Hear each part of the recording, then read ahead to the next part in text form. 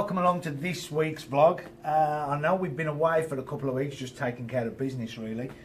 So this week I thought we'd give you a real treat. So coming up at the start of May, I've got my painting animals class, and I thought I would steal one of the projects out of it, which would be replicating realistic fur.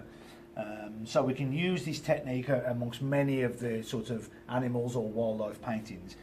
We thought we'd just give you a quick basic run through on how we would replicate something like this. So hopefully you can add it into your paintings and make them look a little bit more realistic. So instead of me jibber jabbering on, let's get to it and show you how we start to create something like this. Okay, so before we start, we've got a good reference picture which gives us all the information that we need. But before we start, I need to run through a couple of the different tools I'm going to be using. So we've got two different types of blade. So obviously we've got the, let's see if we can get in, a number 10 and a 10A. And what I've also got is a pencil eraser. I'll tell you a little bit more about how I use this as we go along. Sometimes we use a cocktail stick. This is good for just picking out little tiny parts. We've got a shield just for some curves, just in case we need to add that little bit more depth. And we've got a little bit, we've just torn the corner off a red Scotch Brite. So we need to be careful with this. This will just soften things up if we need it. So I'm going to keep this to the side. And then obviously we're going to just study the reference for a second, and we can see the direction of the fur. So obviously when I'm painting, you can see that they all pretty much tend to go in the one direction. They overlap slightly and keeping it random, but they generally all tend to go this way, and obviously on the bottom they go the opposite way. So if we start to replicate that first, we obviously got the center part here where they all tend to be going off on a certain direction, and we'll start to add those in as we go along. But I've got, just to keep it simple, the majority of the colour there is black, but if we wanted to match these colours with it, it would probably be a sepia with a couple of drops of black in to get it a little bit darker. But I'm just going to use black for this project. So if I just move that across, and I've got the black in the airbrush, I'm just using a water-based paint, mainly because it'll allow me to manipulate it a little bit more, and I'm using it unreduced. You'll see when I start to paint it in, it's a little bit grainy.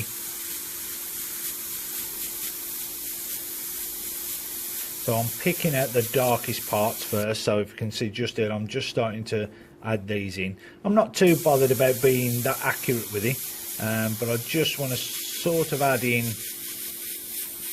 the rough shape, mainly just to get you to see the technique and how we approach it. We can be as accurate as you want. We can do a line drawing if you wanted, just to pick out some of the areas here and there, just to give a dotted line around the edge, just to show if needed. But as it's not that important here,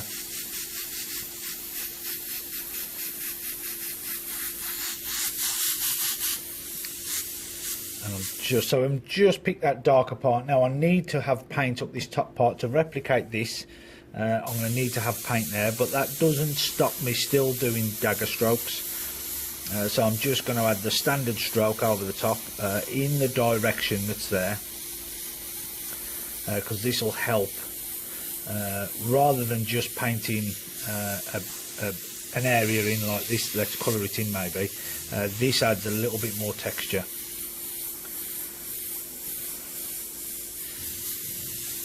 Okay, so before the paint starts to set too hard, I want to go in with my blade. Now I've got to be careful with the blade. I don't want to press too hard, and I don't want to sort of start to take away too much off the paper.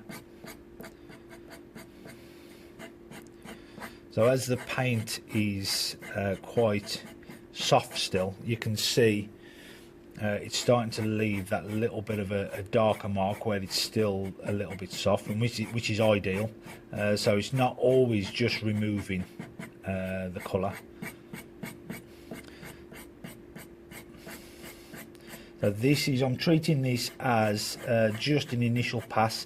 We don't want to thinking we want to finish it in one pass, because the multiple layers we add, the more realistic and the more depth it's going to have. So what I'm going to do is I'm just going to zoom you in a little bit closer so you can see more in depth of what I'm doing.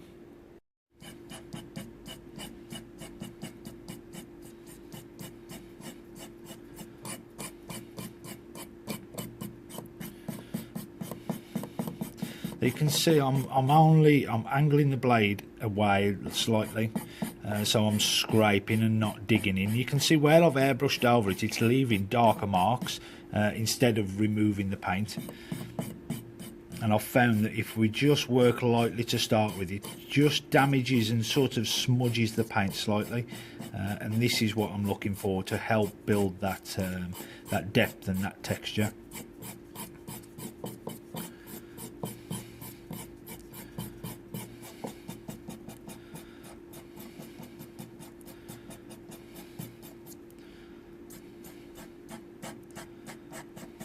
I'm paying attention as well a little bit to the direction of the fur.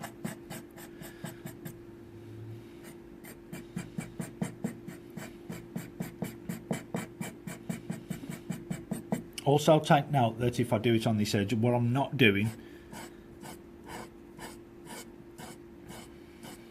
is just random sort of really spaced out sort of markings. What I'm doing, if you notice how intense they are, I'm keeping them quite close, and I tend to work in clumps.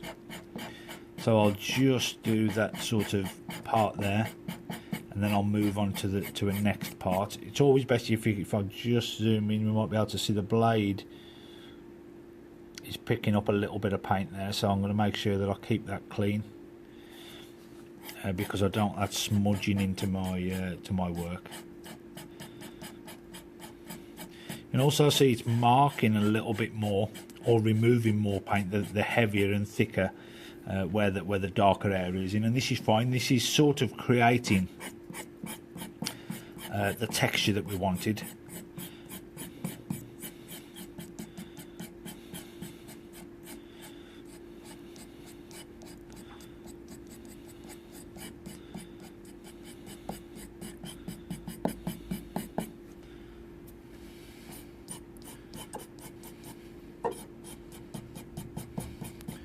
I'll try and speed this up as much as I can, because you don't really want to be sitting watching me just scrape out for the next 15 minutes.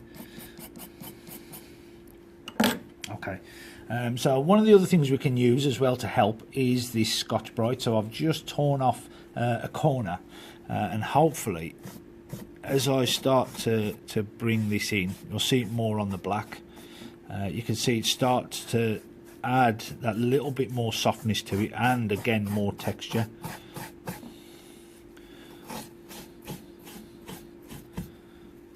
So I've got something underneath the board there. So let's just bring those down.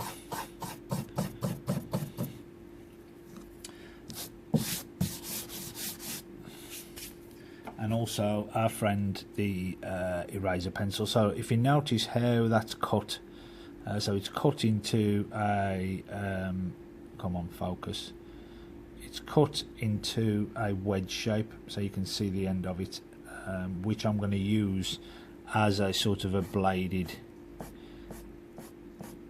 part. Now you can see that this is removing what I needed to, and starting to create those lighter parts of the fur. If I didn't add all those little bit of background scrapes with the blade first, all these little black marks, it wouldn't have added as much depth as it's got. So you can add as much as you need to.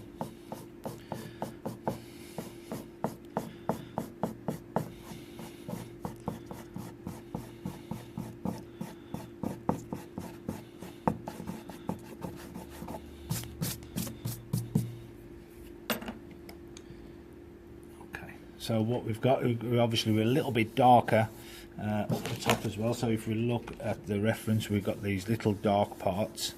So what I'm going to do is I'm going to treat those as just an area. So if we keep that on there, I'm going to add, let's bring it in this side. I'm still going to keep the direction.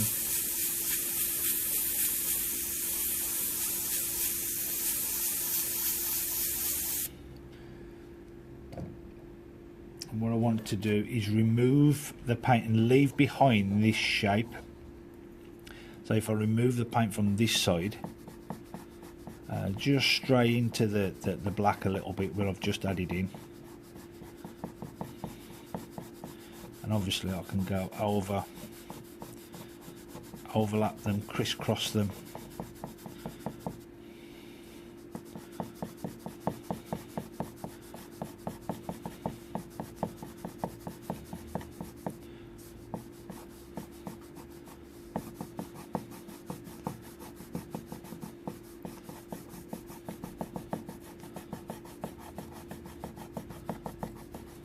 So all we're doing at the minute, we're just starting to isolate a few areas and building up the tones that we're looking for. So I'm going to use the eraser again, really lightly. I just want to add a little bit of texture and detail into that black that I've added in, so it doesn't look too flat.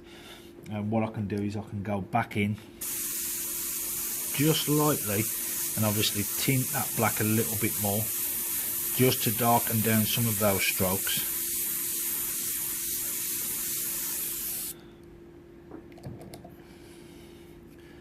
I'm going to pick the odd one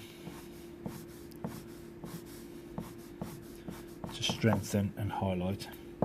And a good tip when you're using your eraser pencil is to keep it clean. So a piece of paper or just on the edge of your tape will help you keep that sharp. That's better. Keep that sharp erase.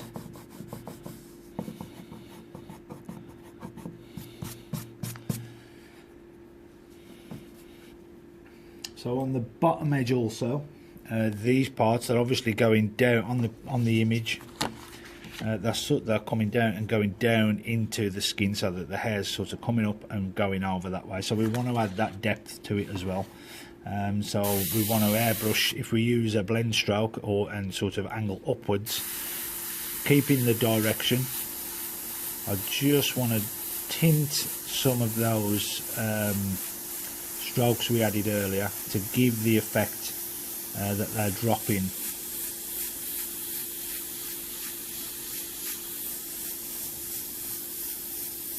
Down into the depths a little bit. And a little bit of tip dry, mainly because the paint's unreduced.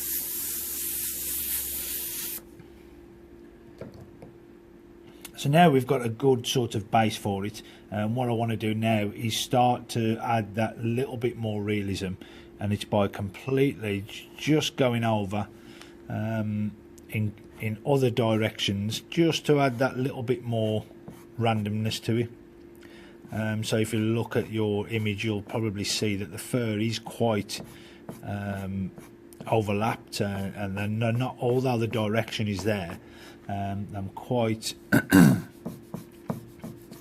mixed up slightly. So to help keep it ununiform and more random, we're going to add a few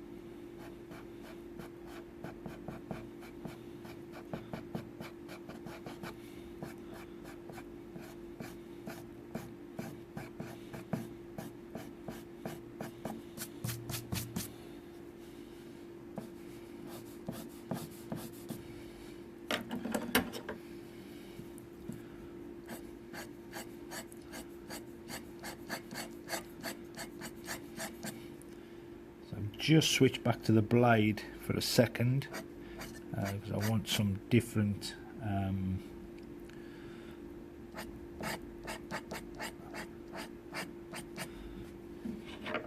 okay, let's try the other one. So we're gonna try this one here.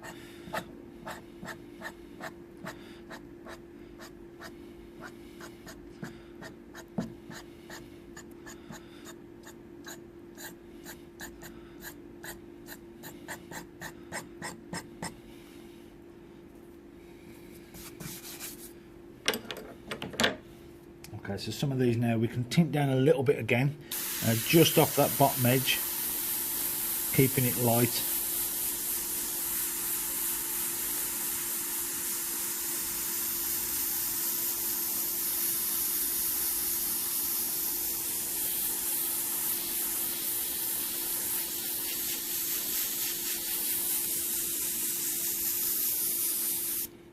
Now we're starting to get where we need to be. So now I'm just going to take the shield a little bit, because in the background around here, let's move the image in.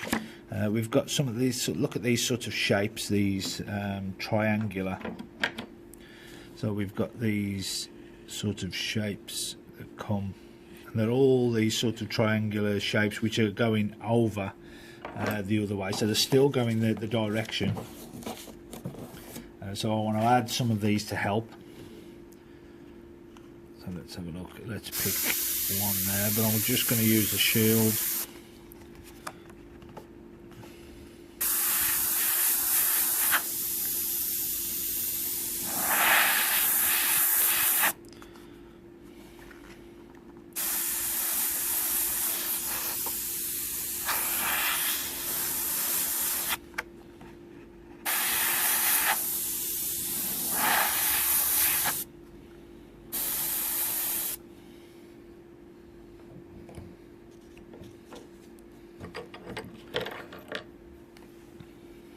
Now I can just add the odd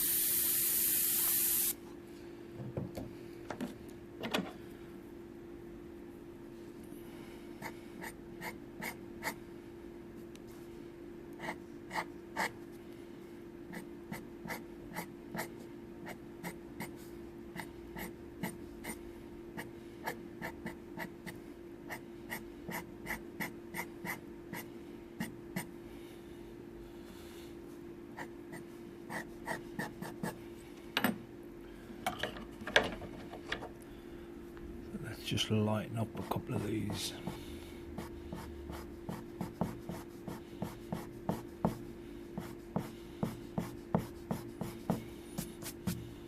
Okay, so we've got this little clump here, and I've got, if I've got it somewhere, which I've always got these little sort of cut pieces of paper, and so I'm going to use this, making sure that the shape of it is the direction I'm looking for. I'm just going to pull it open slightly so it stays where it needs to. That'll do. And now I want to add some of those little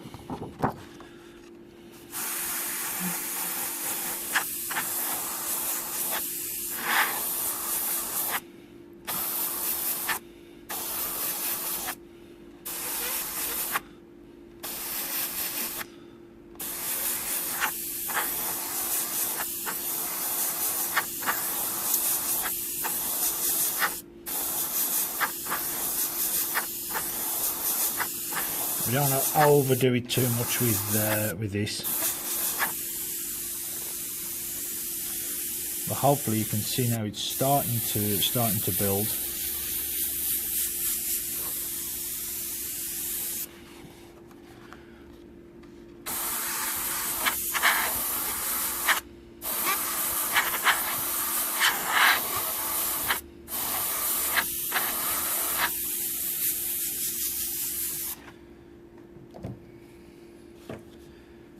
Okay, now we've got these parts in the middle, so let's say let's fold that one up, and let's say we're looking at this area there, and we've got these sort of lighter parts, and look at the direction that they're going.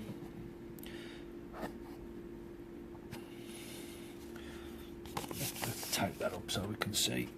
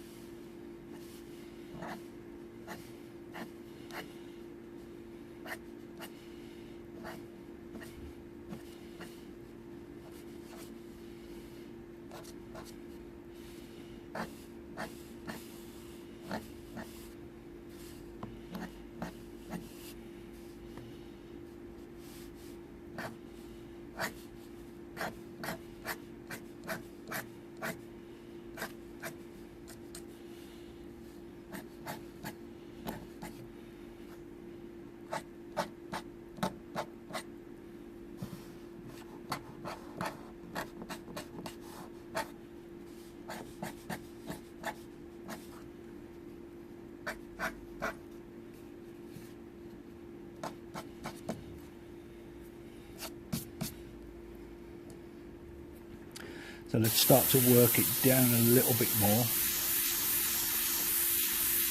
Now, one of the reasons I mentioned earlier, I always work in smaller sections because I don't want the paint to dry. I've probably got, with most water-based paints, you've probably got around about 15 minutes or so before it starts to really sort of start to set, and I want to be able to manipulate the paint as much as I can for as long as I can. So if I start just blocking that in and working on everything else, there's a chance the paint's going to become a little bit too hard for me to manipulate.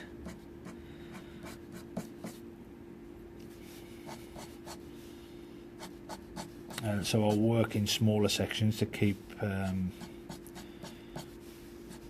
time down, keep my working time a little bit better.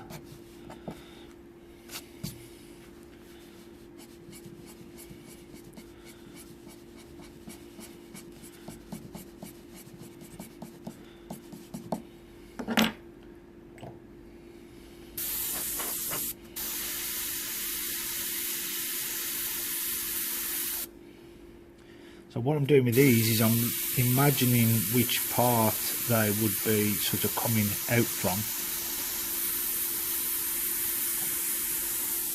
I'm just adding that shadow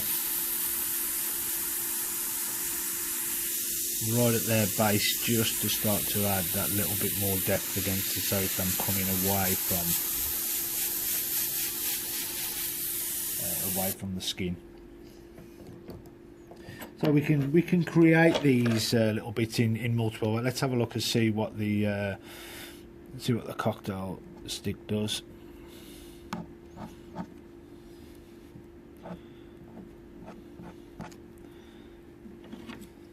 It's starting to harden up a little bit, so I'm going to go back to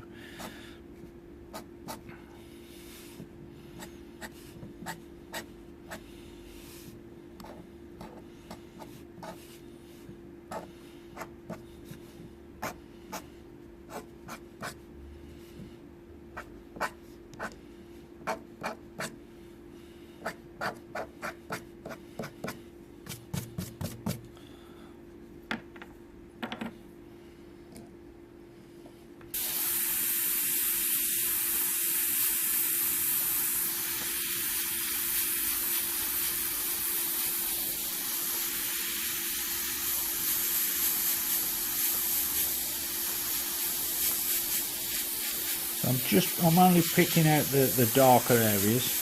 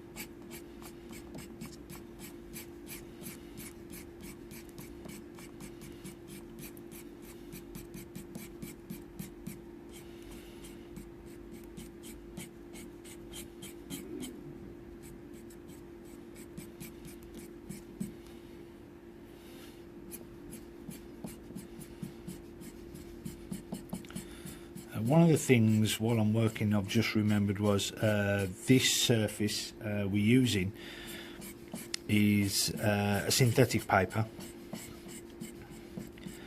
so it's allowing me to sort of scrape and erase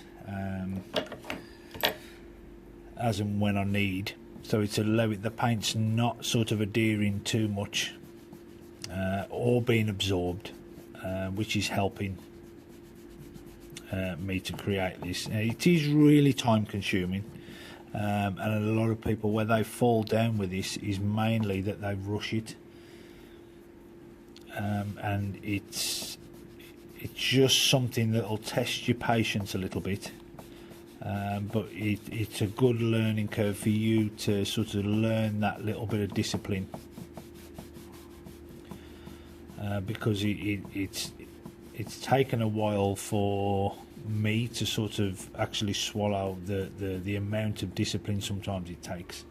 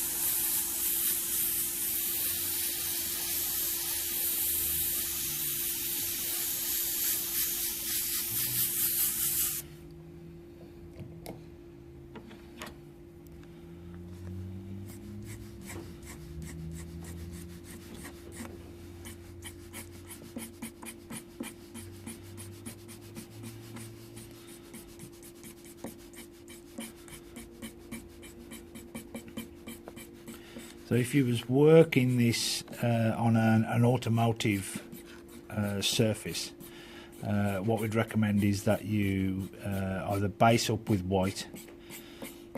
You'd need to clear coat and then sand down with quite a fine, around about, let's say, an 800 grit paper, just to pick up a key for the paint, and obviously it'll allow you to scrape and erase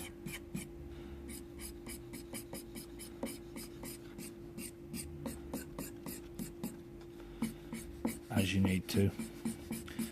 Illustration board, I'm unsure of. I'm not a big lover of illustration board, especially some of the newer ones. They seem a little bit absorbent, but what I've done before for the canvas is I've prepped the canvas with the usual gesso or gesso,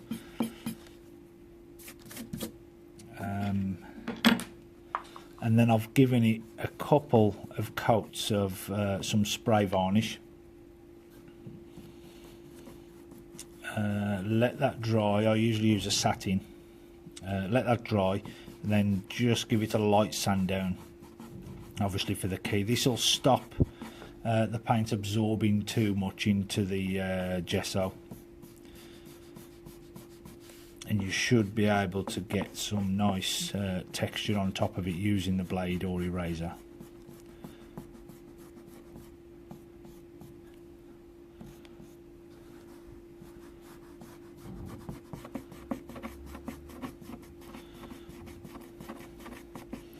So I'm working this. What I'm not doing, let's do it there, I'm not just keeping it on and rubbing the paint that way. I'm sort of working as I would with an airbrush. Each stroke, 1, 2, 3, 4, I'm loosening the surface at the end of each stroke. I just find I can work a little bit faster.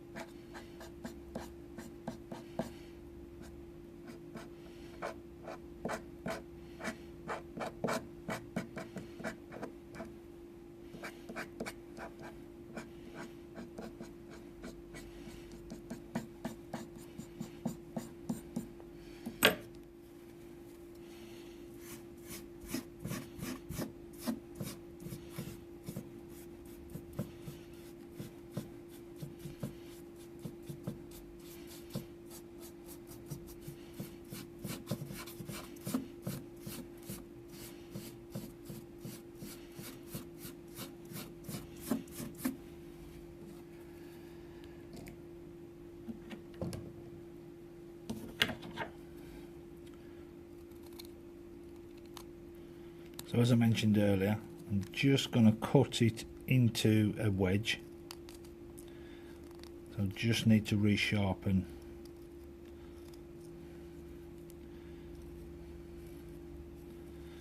the eraser slightly.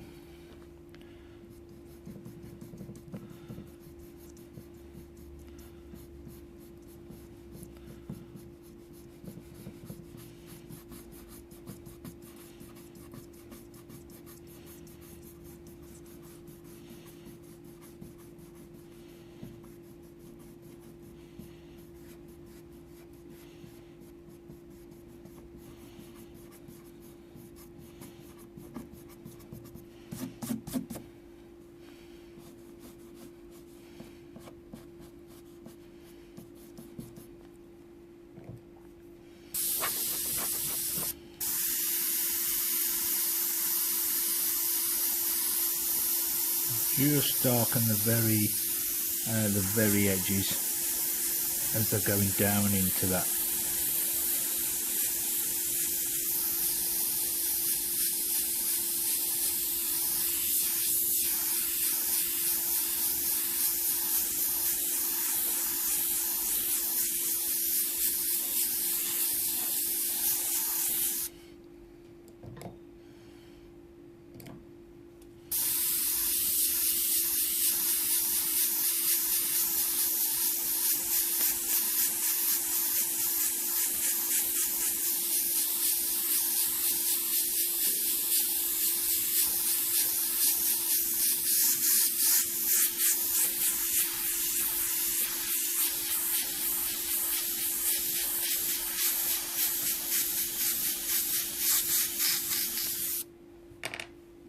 coat of paint.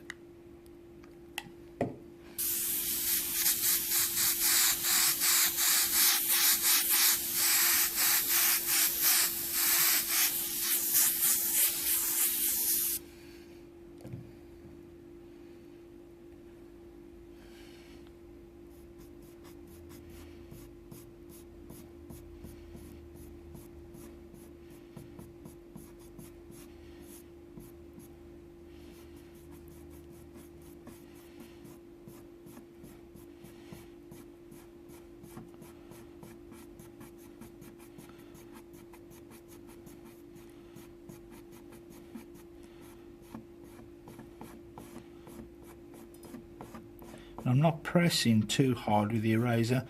I'm letting it do the work. I'm being able to keep some of the strokes quite fine.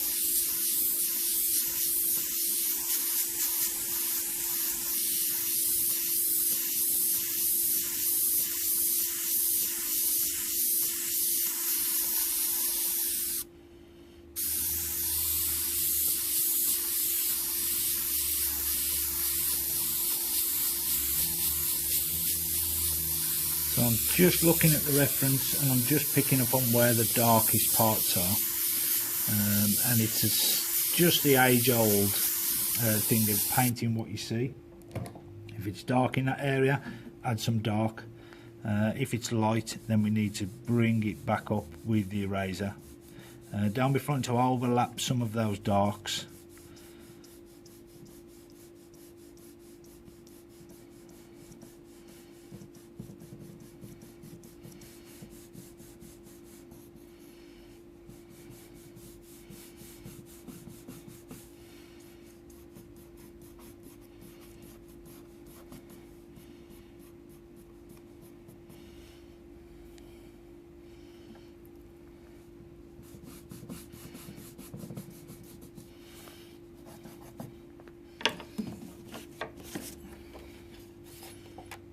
My little split piece of paper.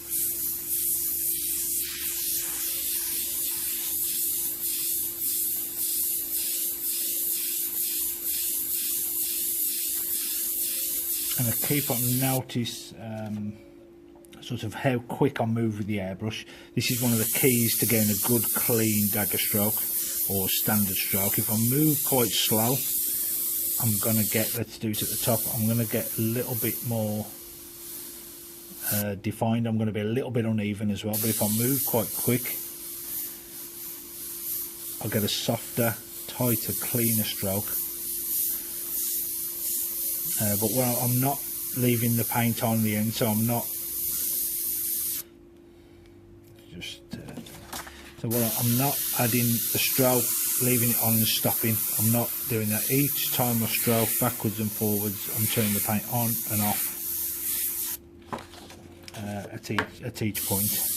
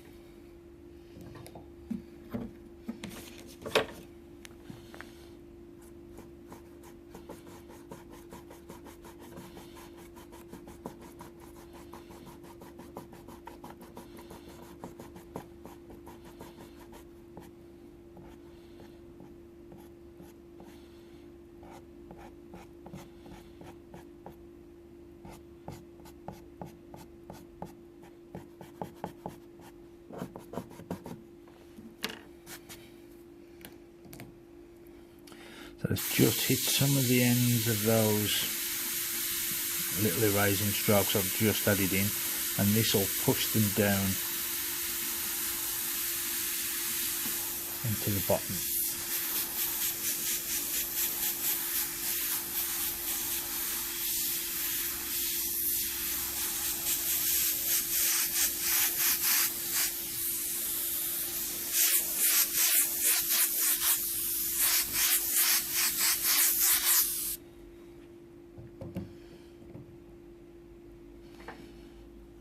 Okay, let's have a look.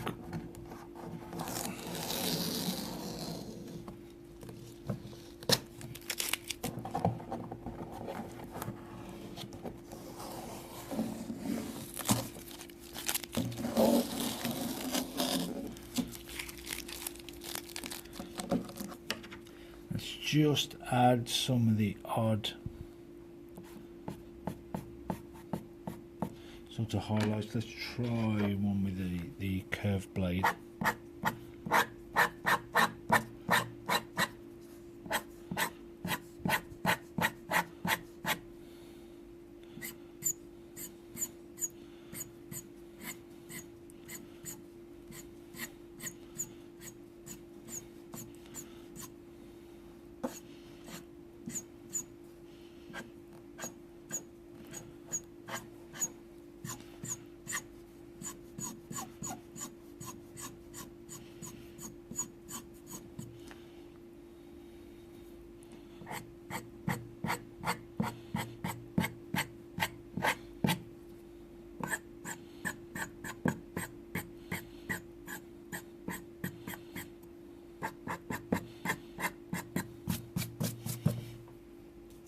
And there we go. Not perfect, but a good representation of some fur. Hopefully you've got the idea of the technique. Remember to build slow. Don't expect it to sort of happen in one pass. Keep your sort of erasing strokes quite intense.